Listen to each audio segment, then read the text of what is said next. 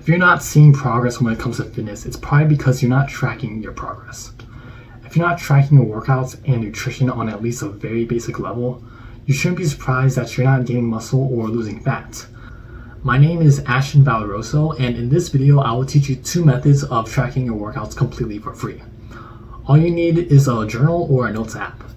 There are 2 main methods for tracking workouts. The basic method involves tracking each exercise in one line, writing down the weights, sets, and reps. The detailed method involves tracking an exercise by writing down each set in separate lines, noting the weight and reps for each set. For the basic method, I would say that it's most useful for exercises that have sets that don't change in weight or reps. I would recommend this method for tracking for most exercises, since changing the amount of weight or number of reps for each set isn't always necessary.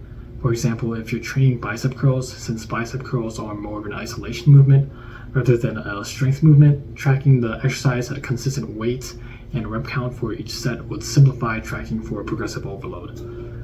Some advantages of using the basic method of tracking workouts would be simplicity, time efficiency, and having a big picture focus.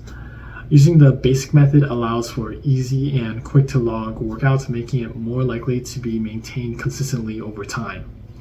Using the basic method to track workouts also takes less time to record each workout, allowing more focus on the actual exercise rather than the logging process. The basic method of tracking workouts is also better for focusing on a broader view of progress and overall trends, which can be motivating and easier to interpret just at a glance. Some disadvantages of using the basic method would be the lack of detail and less precision. Using the basic method of tracking workouts provides less detailed information, making it harder to identify specific areas for improvements or to fine-tune training plans. The basic method is also not the most precise, so it may not capture small increments of progress, making it harder to track precise improvements or regressions.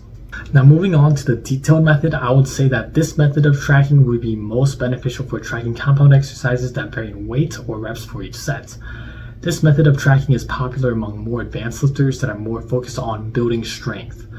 Compound lifts such as the squat, deadlift, or bench press can involve training techniques that have varying weights and reps across different sets. Some examples of training techniques that would use the detailed tracking method are pyramid training and 5-3-1 training. Some of the advantages of using the detailed method of tracking workouts will be the granular progress tracking, precision, and customization. Using the detailed method of tracking allows you to track progress on a set-by-set basis, helping you to see small improvements and make adjustments as needed. The detailed method of tracking also provides precise data on weights, reps, and sets, which is useful for fine-tuning your workout regimen and for identifying specific areas of strengths or weaknesses. The detailed method is also very customizable, since this method of tracking enables detailed analysis and customization of workouts, making it easier to implement the advanced training techniques as mentioned before. Some disadvantages of the detailed method of tracking are that this method can be time-consuming and can be complex, and it has the potential for information overload.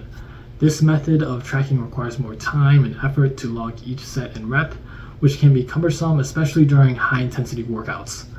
Using the detailed method can be overwhelming, particularly for beginners who may not need such a detailed tracking method initially. So having too much data can make it harder to see overall progress and trends, especially without using an Excel sheet or fitness apps. Overall, the basic method of tracking is good for people who prefer simplicity and a method of tracking that's quick and easy to maintain. The detailed method of tracking would be better for routines that have exercises that change on a set-by-set basis. The method that I have personally used for tracking workouts since I was a beginner is the basic method. I use the basic method because most workout routines don't really need varying weights or reps between sets. I've never used the detailed method of tracking workouts because I believe that it's pretty overcomplicated style of training, and using the basic method of tracking makes it much easier to track progress even without a fitness app or inputting data into like an Excel sheet. Using the basic method of tracking simplifies adjusting your workout routine for progressive overload. You can simply adjust the weight, sets, or reps, since all the variables stay consistent when using the basic method. If you prefer the detailed method of tracking your workouts, there are many options on the App Store and Google Play Store. Most fitness apps on the App Store and the Google Play Store use the detailed method of tracking and create a simplified interface compared to using a basic notes app. Some recommended fitness apps that use the detailed method of tracking are heavy and strong. The fitness app that I would recommend for the basic method of tracking would be Grin&Gain. Grin&Gain is a social fitness app that I have been developing. It uses the basic method of tracking, but makes this method even simpler by minimizing user input and giving accessible space for notes and personal feedback. To track progressive overload, at the end of each exercise, you simply select if the exercise was too difficult, too easy, or just okay. Currently, the app can track basic statistics, save the full history of your workouts, back up and restore data, and do much more. If you're interested in checking out my fitness app Grin&Gain, you should click the first link in the description to sign up for early access. Overall, the method that you choose for tracking workouts depends on your specific needs and preferences. Whether you use the basic method of tracking or the detailed method of tracking, it will at least be better than not tracking your workouts at all. If you like this video, feel free to like this video on YouTube to support the channel. I will be making more content on the channels, so if you like this content and want to see more of it, you can subscribe to the channel. It's free. And also, have a good rest of your day.